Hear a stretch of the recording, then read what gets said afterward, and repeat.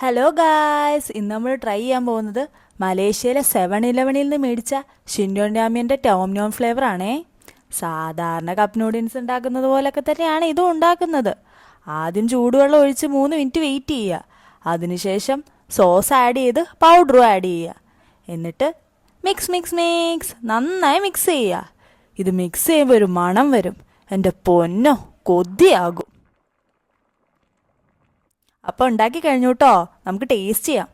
മണം കിട്ടുമ്പോൾ തന്നെ അറിയാം നല്ല എരിവുണ്ടെന്ന്.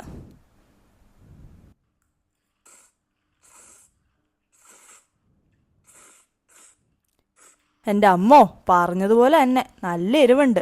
ചങ്ക് കത്തിപ്പോയി. പക്ഷെ നല്ല ടേസ്റ്റാ. അഡിക്റ്റീവ് ഫ്ലേവറാ. കണ്ണീന്ന് വെള്ളം വന്നിട്ട് പോലും താഴെ വെക്കാൻ പറ്റുന്നില്ല. സാധാരണ കൊറിയൻ നൂഡിൽസിൻ്റെ അതേ ടേസ്റ്റാ. നല്ല രുചിയാ.